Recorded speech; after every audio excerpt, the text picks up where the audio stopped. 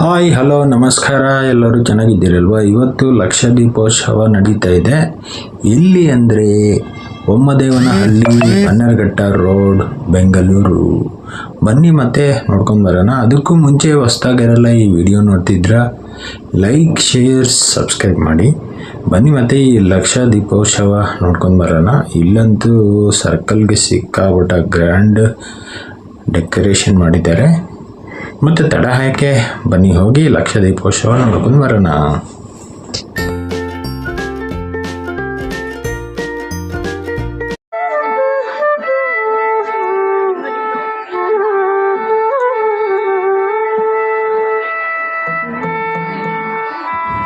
ಬನ್ನಿ ಒಳಗಡೆ ಹೋಗೋಣ. ಫುಲ್ಲು ಹಳ್ಳಿ ವಾತಾವರಣ ಕಾಣಿಸ್ತಾ ಇದೆ.